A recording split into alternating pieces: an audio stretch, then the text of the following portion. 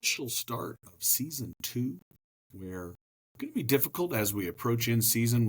I've had a ton of fun doing all these episodes, but as we get into season, everybody knows coaches are going to be busy. I've been really thankful for all the outstanding guests that we've had on the show during season and during what we're calling season 2. We'll get going to season 3 when the off season begins and kicks off in earnest.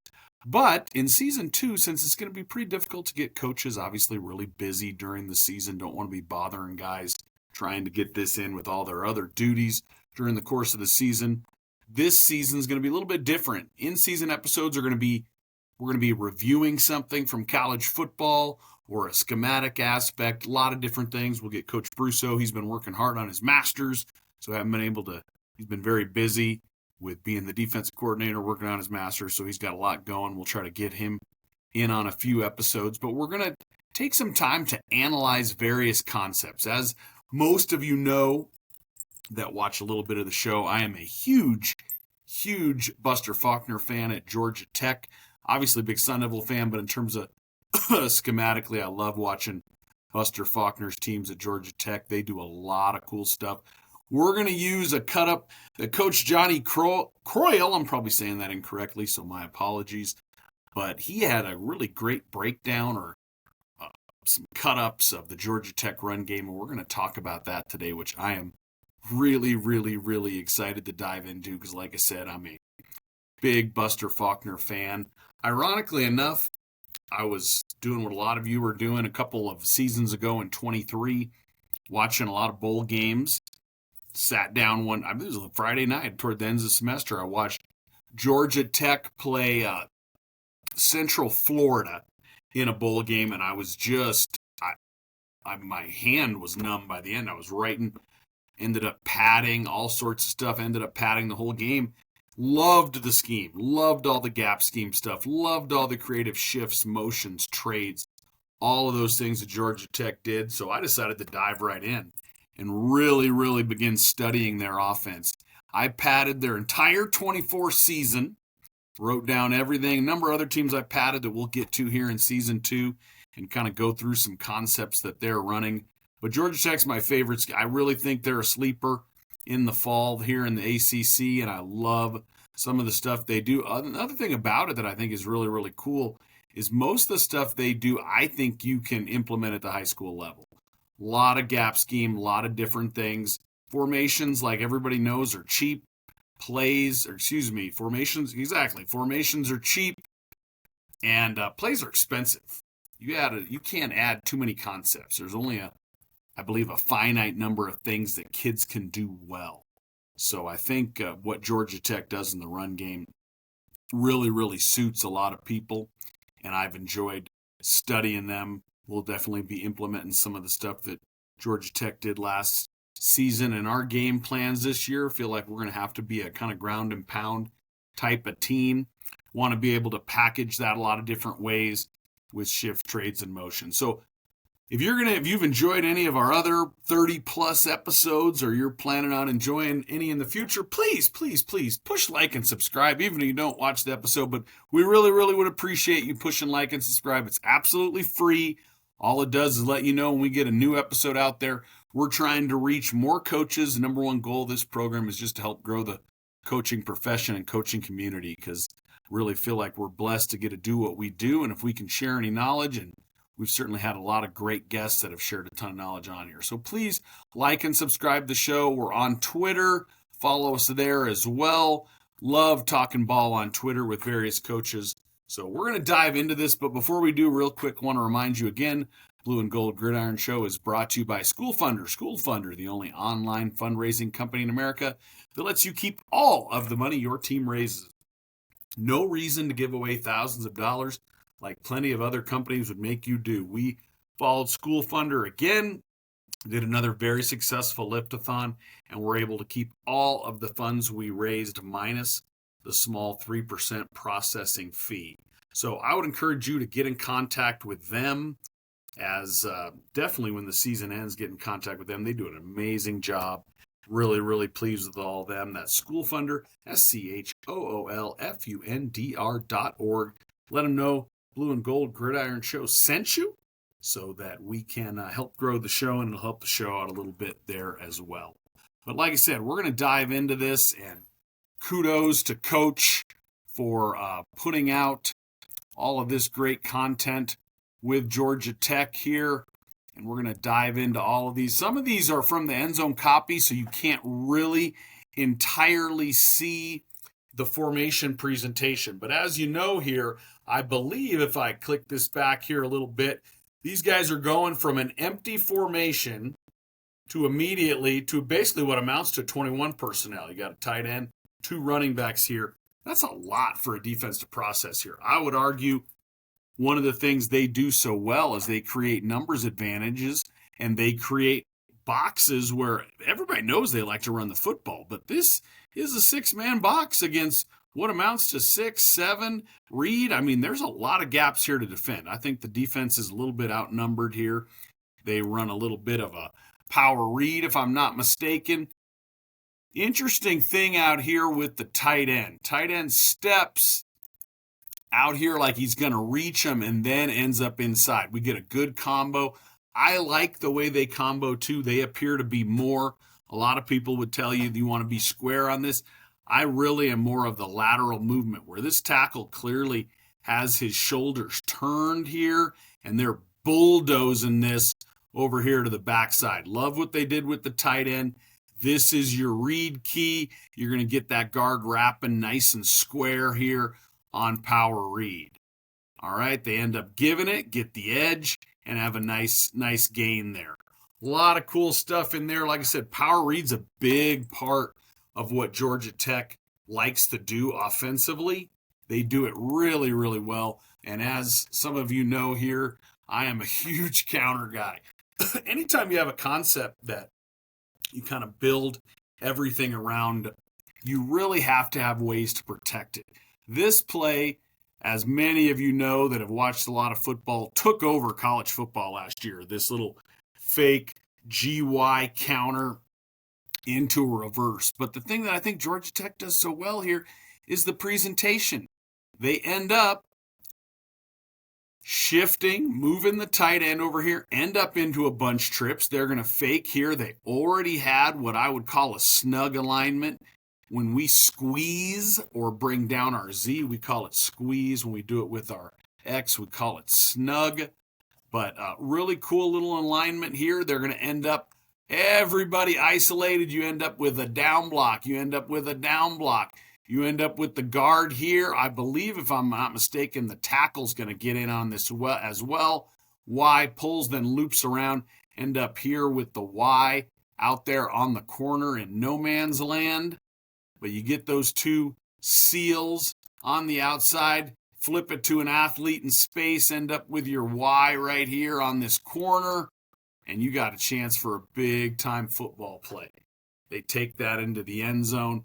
Like I said, really cool play because they run a ton of counter.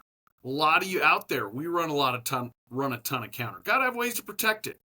Got to have ways to protect it. I think this play, one of the reasons that it became so popular last year is because it is a great way to protect it. You also ended up seeing a lot of tunnel screen from people off of GT counter.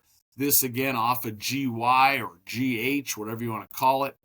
That type of thing where the second puller is in that off alignment there. All right, this is one of my favorite game plans from Georgia Tech last year. Thought they did a really, really nice job against a really, really tough Miami team.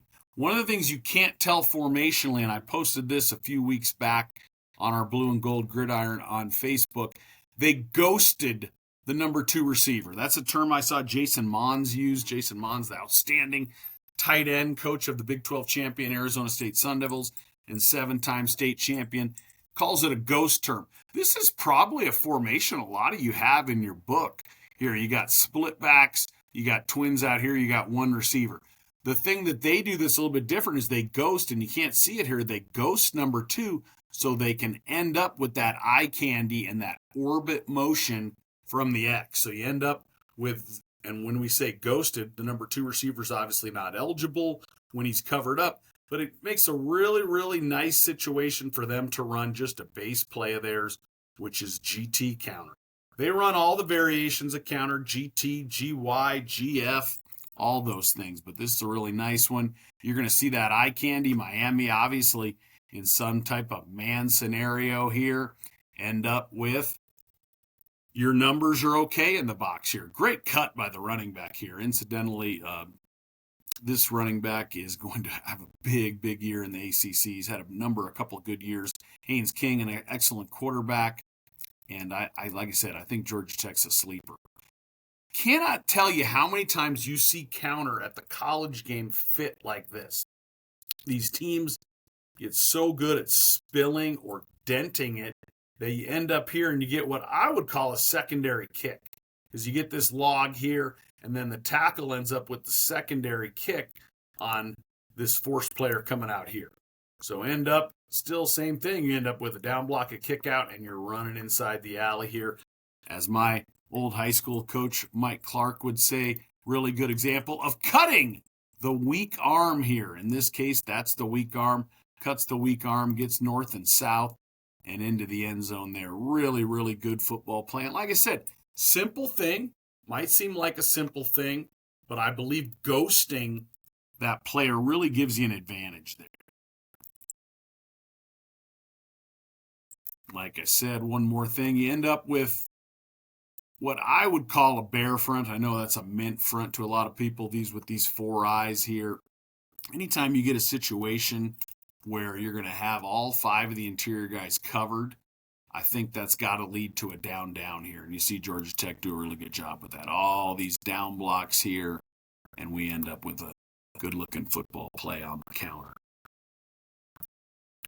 Like I said, a lot of cool stuff from Georgia Tech. Excited to watch them continue to evolve as they get going here. And I believe year 3 is with Buster Faulkner as the coordinator.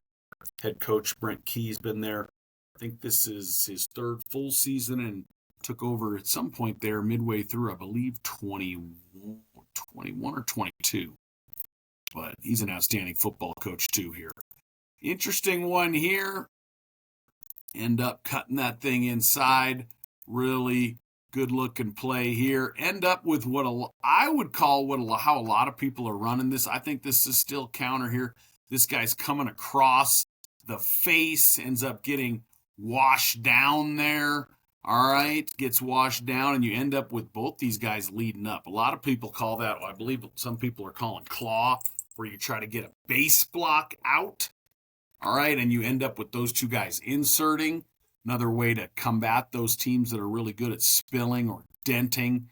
But this is a nice job. I love how the running back stays inside hip of that second puller. A little bit, not quite inside hip there. That's a coaching point that we use a lot, is inside hip of that second puller. At the high school level, I'll tell you right now, they're going to bounce it on their own a lot. You get them inside hip of that second puller, you'll be in good shape in a lot of situations. A lot of times, high school running backs are going to look to bounce it a little too early, in my estimation.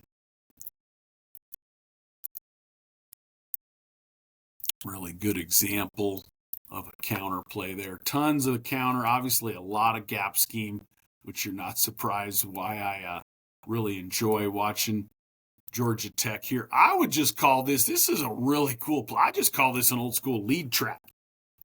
Now, I think they called it a wham counter. That's fine here. But I would just call this just trap. We used to run the heck out of trap. I don't think trap is as good a play from the gun as the under center. Those wing T teams that hit trap under center, that thing is just so quick. Those teams are a nightmare. I don't think you really see it at the 6A level in Arizona, but there's still some football teams that run trap really well at the 4A level here. But we end up with this guard coming down. Great pull here. Nice and tight. He's scraping paint. Ends up pull right, hit right, making contact with that right shoulder. Lead trap. Love it. We used to call this swinging the gate. Guard swinging the gate here to the backside linebacker. If it was completely old school trap, we would probably have this tackle swinging the gate and leave everything here and cut it up here. Because I really don't know that you need to have this guy out here, particularly at the high school level. The way this gets hit by Jamal Gaines here, Virginia Tech played it well, but that's a pretty doggone good football play there. All right, really like that little wrinkle. One of the things I think is important about this guy, if you run a lot of gap scheme, I think trap, if you have time to get it implemented, can be a really nice complement because this guy's getting comboed. He's getting double teamed. All sorts of stuff in here. Now he's fighting that double, fighting that combo. Doesn't get blocked, ends up coming up the field. Boom. Right now gets trapped. Cool way to do it there. Cool wrinkle here. Not always my cup of tea, but I love looking at some zone. This was a clinic last year. Georgia Tech opened in Dublin with a big victory over Florida State. Obviously, the Seminoles ended up struggling last year, but at the time they were ranked in the top 10, I believe. They put on a counter clinic in Dublin, but this is an example of a mid-zone here. I would call a little more outside zone. The intricacies of the zone stuff between mid and wide and are a conversation for another time, but I would look at this as a little bit more outside zone like. But a really nice job. We had Coach Cook on, who believes in a lot of that stuff from Coach Caduti, and he said one of the biggest points of this wide zone is to not outrun your center, which I thought was really interesting. You see the center here almost looks like he's pulling here on this, but again, as you can see, your tailback has not outrun his center and ends up cutting underneath there, sees it. As we remember, Coach Cook really talked to us about taking those 5 steps. He cuts it up a little early there, so not sure Coach Caduti would be on board with that, but interesting way to do it. And like I said, ton of cool formational stuff from them. This game, Georgia Tech lost last year, but Syracuse is a really good football team. I believe they ended up winning 9 or 10 ball games. This is one of the things I think they do pretty well here. They end up kicking this first guy past the tackle. Any of you that have studied Ferris State on a lot of their gap scheme stuff, the rule for the tight end is he blocks the D gap. So in this case, you got a defender in your D gap. Everybody's gap down backer here. All right, you're going to trap or kick the first thing past the tackle. They do a nice job. The thing I love about this is they add eye candy. You end up with the Y stepping out to the D gap. You got the fly motion coming across. You're faking the pitch. All of that, setting this up in here so well for your counter play. Boom, right up the field. Excellent football play by Georgia Tech there. Love all the eye candy. That's another thing I love about it, because I'll tell you what, you got a lot of great defensive coaches, and they do a tremendous job. But when you add all that stuff in the backfield, I maintain it's really hard for most high school kids to get all of that sorted out. I mean, you can tell them, watch the guard all you want, and they end up with one play where, that reverse we saw a little while ago where watching the guard kind of hosed them. They're going to end up, their eyes go different places, particularly, we talk about this a lot. This motion guy gets going across, and he's faking hard. He's going to draw eyes with him. If he's trotting like he is on a Sunday there through the tulips, maybe not. But you get him across here like this guy's coming. Pretty nice, good pace. Again, another thing that I like that we talk about a lot, he's inside hip of the second puller. I believe that's where you want to be on most counter and power plays, is inside hip of that second puller. All right, let's pop it over here to this sniffer counter. This was off of a quad set here. Love it. To the field. The thing about this is they got quads over here. You have to some degree, match numbers over here. They're trying, because there's a Georgia Tech, if you watch this ball game, one of the things I thought was this is later in the game, if I remember correctly. They had already hit them with a number of fast screens and some situations where they got numbers into the boundary, where they got the ball very quickly into a fast screen. So I thought this was just a really nice compliment. Quarterback takes it outside there on that counter. Good looking football play. Gotta love it. bounces it again. Like I said, you'll see counter at the college level fit like that a ton. Not so much at the high school. You still see a little bit of boxing, I believe, at the high school level. But you're going to see most of these teams here spill it. Oh, another ghosting situation that I really like. They're ghosting number 2, so they can bring this guy in motion. They still have enough guys on the line of scrimmage, not too many in the backfield, but ghosting this guy up allows you to motion this guy. Definitely something I think you want to talk to the officials about before, because high school officials do a great job, but I could very easily see a guy over here saying, hey, this guy's off. They should be on over there. They should be communicating back and forth. But this is a motion that Georgia Tech did a little bit of too, where he's going all the way across and then coming back on power read. Again, get a good combo, very little daylight in between. Going to end up coming here. This is your read key. You still end up with the Y arcing. You still end up with the tailback out here. End up with 2 on the edge and a read key inside for power read here. Does a nice job. One of the things that we teach that they don't do here, in my opinion, has come from Ferris State, is we tell this guy to run the 200 or give us a yard. So we want him, even though it's into the boundary, we want to get out here where all these corners are. We don't want to get a chance to get tackled in the interior by these box players. So he comes downhill a little early, in my opinion. But hard to argue, good, successful football play. Another really nice wrinkle. So many cool things, so many different ways to do it here. This was last year, I'll tell you what, my favorite game plan in all of college football last year. And it was really just such a shame. They had a fumble late in the game as Georgia Tech was getting ready to put it away. Because I just thought it was a doggone shame because Georgia Tech completely outplayed Georgia in this football game, in my opinion. This is an example of they run a double motion here. They motion, get set for an entire minute, and then end up motioning back to run quarterback counter. He's set. Other guy motions, and you're just running Q counter.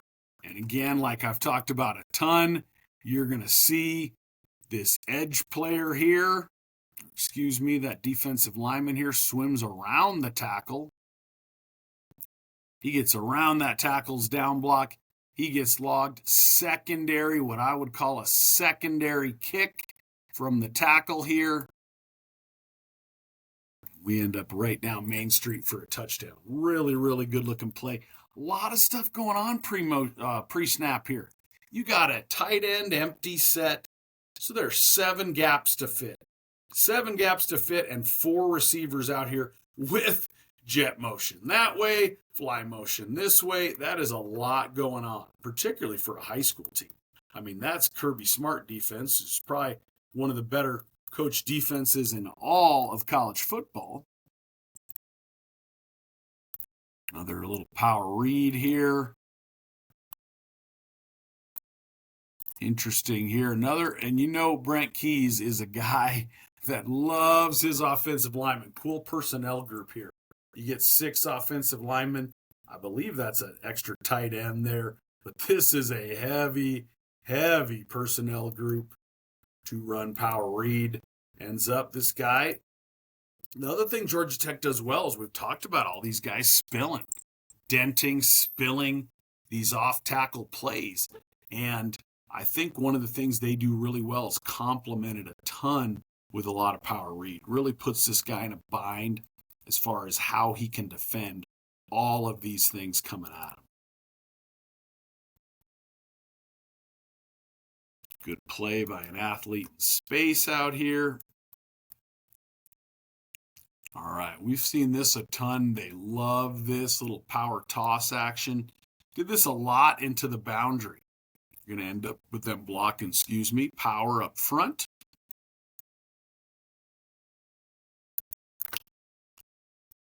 Block out here by the receiver, end up with this guy outside. Inside, they're blocking power, gets the edge really, really quickly. Again, this guy, he sees this combo in here, and he takes that one little mini step inside, and it allows them to get outflanked and get on the edge. Really nice, easy way to get out of there into the boundary. I am a big proponent. I think underutilized run into the boundary. I love being able to run into the boundary. And I think this is a cool way to get to being able to run into the boundary here. Yet another way Georgia Tech, and you can see all these shifts and motions. I believe, if I'm not mistaken, Georgia Tech was the #1 team in college football with all sorts of shifts and motions. And that's a good reminder for all you Big 12 football fans. And we're going to talk a lot of ASU, a lot of Big 12 football, because I think it's the most entertaining league in all of college football. I know some of our other people watching will disagree, but the thing that's so cool about the Big 12 is that anybody can beat anybody. And I say that because August 2025, early opener to the season, K-State and Iowa State. Again, get back to this ghosting of the #2 receiver so they can end up fly motion out here to end up running quarterback, or to end up running GY counter with the tailback. And I would say this is probably a book, what we call book. Book means we're reading the backside here. Could have possibly pulled it. Can't argue the give here, but he could have pulled it, I think, there. End up with another good football play. Like I said, I think last year against Florida State, Georgia Tech ran something like 11 or 12 counters during the course of the game. So roughly, if they ran 60, 70 plays there, a huge percentage of what they were running was just counter. Now, a lot of different ways to run counter. As we can see, a ton of these are from that game. Again, another cool formation here. What I think is neat about this is you got, again, we've talked about it a bunch, they're ghosting #2 here, I believe, so they can have 7 guys on the line of scrimmage. That or the tight end's ghosted, but somebody is ghosted here in this setting. So they can motion the X, but they end up okay because this is a quarterback run. As people talk about all the time, quarterback run gives you a +1. It gets you your numbers back. So even though you got fly motion, and you add that deception and that eye candy to it, which I think is so, so important. So even though you end up with jet motion, you got a tailback out here to account for that corner. And they run Q counter. Really, really good looking football play. Beautiful job by the quarterback staying in there tight too. Gotta love it. All right, let's see another cool variation here. They're faking that toss. And even though he gets this down block from the tight end, in this case, it's an interesting way. They don't have the tight end blocking the D gap. They got the tight end now blocking the C gap. He's blocking down. And just that little half step here from the edge player and this fake on the toss, I would argue, allows him to get that kick out. Another great job. Pull right, hit right, inside out. That's just pretty football. That is just pretty football there.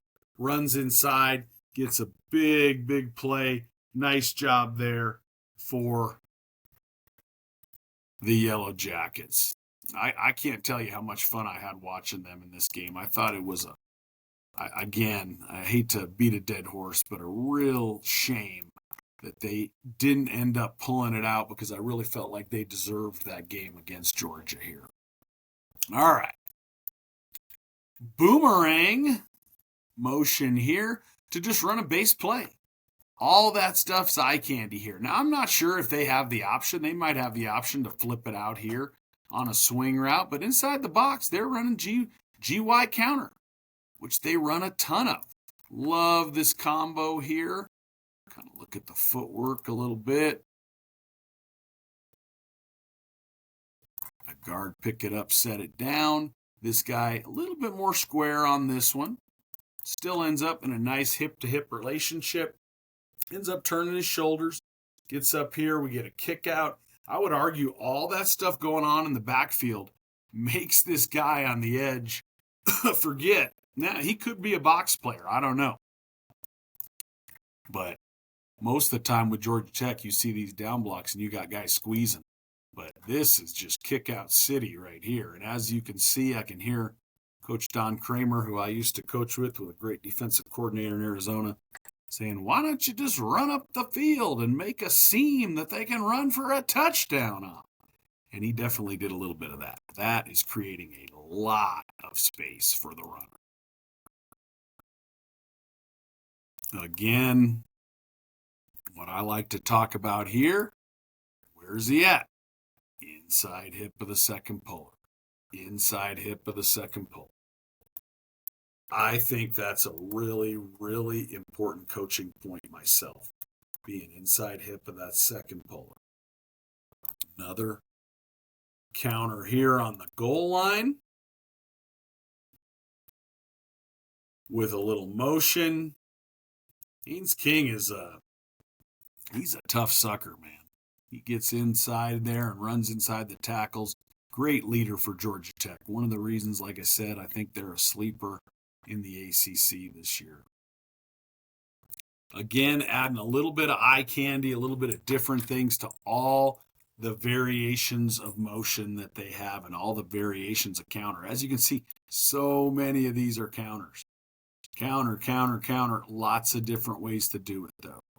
They really, really make it difficult, in my opinion, on defenses with all of the different things they do formationally. Really difficult. All the things they do shift-wise, too. The shifts and trades. I think if you're going to be a control the clock team, which is kind of where I see us this year. I don't know that we're necessarily going to huddle, but we're definitely not going to be at a breakneck pace.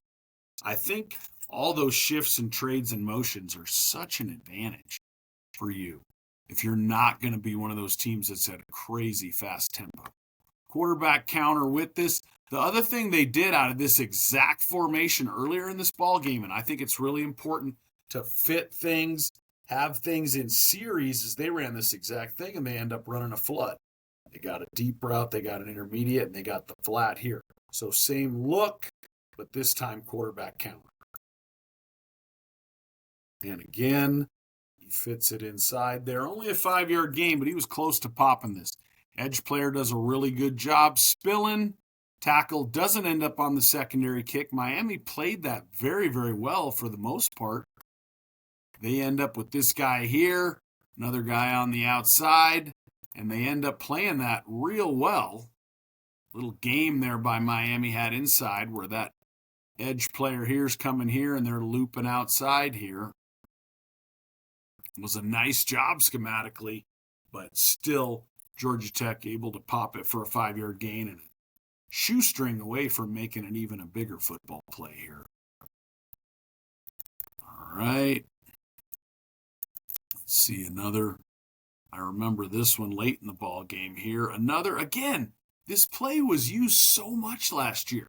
This little where it looks like it's going to be counter and they end up on the reverse. But Georgia Tech, I think, did it better. They package it differently. They make it look different. So many times I saw this last year, you would see it from this bunch. And they end up in a bunch with the motion. But with the shifts and trades and all the things they do, I just think it's a really cool way here. And if you see this guy, number 5 here, he sees his guard. He has to honor his guard. They've run counter really well. He sees his guard pulling. He's got to go. He's got to go. Got to go with it. End up with those down blocks and again, getting the edge there. Just a beautiful football play. Really, really nice job. And again, like I said, I just think they package so many things differently than a lot of coordinators do that it's just really, really impressive. Difficult set to fit.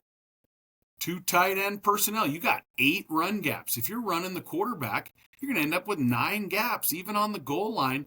Defense can't fit there, and they definitely can't fit it here in this particular alignment. Again, tight end stepped out, kind of influenced that. They end up inside here.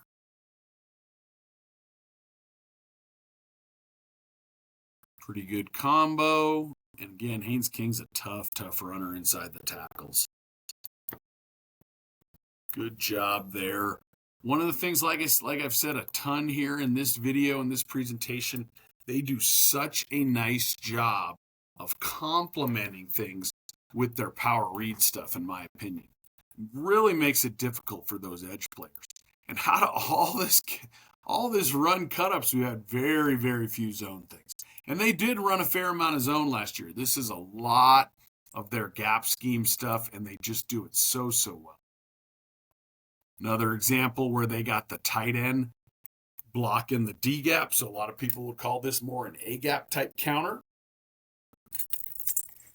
because it's going to hit just way tighter with the tight end blocking the D gap. Good football. Can't tell you how much I enjoy. Even as I've watched, like I said, I padded their entire season. So I've watched all of these, and still, even though I padded the entire season, it's just really impressive, all the things they put together game plan wise. That's an interesting discussion for coaches out there. You think it's more valuable to really get invested in kind of one team and pad them and look at it, or look at the whole picture? You get so many things from Dan Casey and different people where you get so many cool play of the day ideas, but sometimes I find it more valuable to end up in a situation where you're padding one guy and you can really see how they develop things, I think. Again, shifts, end up into a really tough formation, and then they motion this guy back into another way to run power read. Just good stuff right here. You watch number 9 on the edge. He gets that tackle down, so he doesn't squeeze it really hard. He tries to stay square here, but in this case, this is going to be really tough. This guy's square. He's flat-footed here. You got 1, 2, 3 guys they end up with because of their formation and this boomerang, whatever you want to call it, zipper motion where this guy's coming back. You end up with power inside, and you end up with 3 guys blocking on the perimeter. That's just hard. I mean, that is really hard for anybody to have everybody accounted for here. Looking forward to watching them this year, because I think there's going to be further things that they can do really, really well. And like I said, I expect a big year from them.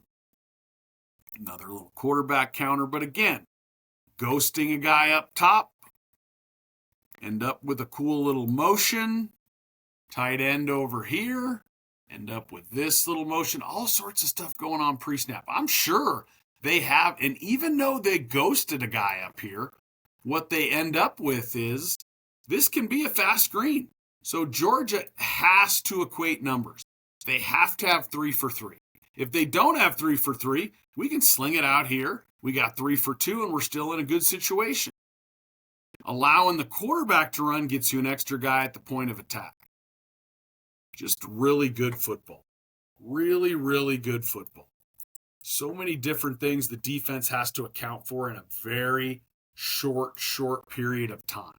And I think that is one of the things that's been so impressive about the offense that Buster Faulkner has put together. Little quarterback run there. Nice job on this counter. Again, tight ends blocking the D-gap. They got both versions, as you've seen many times throughout this. They got with the tight end blocking down, and they got with the tight end blocking the D-gap.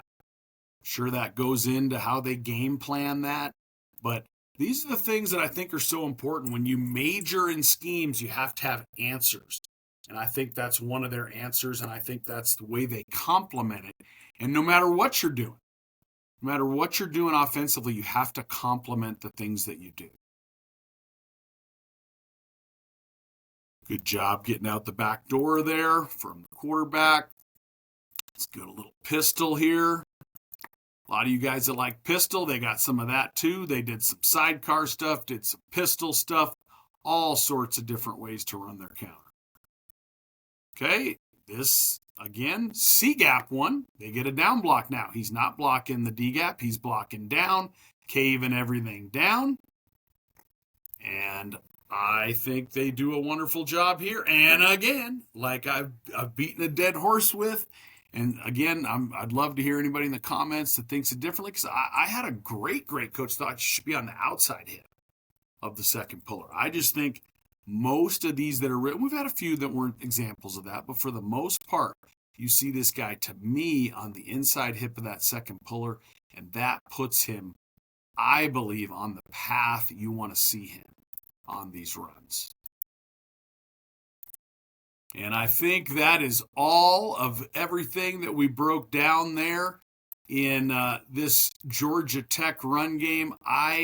Like I said, they were absolutely 100% one of my favorite teams last year to break down. Just so impressed with the variety of run game things that they did.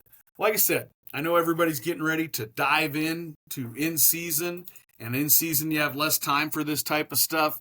So we're not going to be having as many guests on, but we're going to try to analyze all sorts of different concepts. We may even talk college football. We saw a game Saturday everybody's talking about. We may dive in on the film and talk about that. But really appreciate everybody that has followed the show. Please continue to share it out. That's the best way to get it out to coaches, is to share it with somebody. At some point, you probably got it shared with you. So we would certainly appreciate you continuing to do that, because I can't tell you how much fun I've had. And when we get through the season, hopefully it's a successful one. We get through the season, we'll get back to having more guests on, so you don't have to hear me babbling on all the time. But like I said, we're going to have different concepts and different things. One of the things that I would encourage any of you head coaches out there to do that we did as a staff is we decided to kind of give everybody, and I got this idea, I believe, from Randy Jackson, the longtime Texas head football coach, culture defeats strategy. Great football coach. But he gave his coaches a summer project, various different things. So we're going to have guys coming on talking about some of those projects we did. Some of them are defense, some of them are offense. Just an example, I obviously had Georgia Tech because I wanted to pad them anyway, but we gave quarterback run from Jacksonville State. Really fun team to study last year with Rich Rod. They did a good job. We had some of the zone pressures from Michigan. We got a coach on staff who's a big Michigan fan, wanted to give him some of that. We gave some nakeds and boots from the Sean McVay system to our big resident LA Rams fan on the staff. But those are things I think you can do that I think if guys are football fans and they're football coaches and they want to get better, they'll really enjoy diving in on that. Because like I said, a ton of times there's only so many concepts you can get good at, but if you can package them a ton of different ways, I think it really makes it a lot of fun for everybody. So again, appreciate you all. We're going to have a lot of episodes on where we're breaking down different concepts and different things. So I'd encourage everybody to watch as many of those as possible, and good luck this season. If you're getting ready to play Friday night, good luck with that. Really excited for everybody's Friday Night Lights to get going, because there's absolutely nothing like it. And I tell myself this to remind myself of it. Just remember, it's supposed to be fun. I had a point in my career I took things way too seriously and got way too amped up on Friday night, and I probably may a little bit again, but it's supposed to be fun, guys. I mean, we get Friday night for a living. I mean, I don't know how, if that's not living the dream, I don't know what is. But anyhow, thanks again for watching. We'll see you next week for another edition of the Blue and Gold Gridiron Show. Thanks a lot, everybody.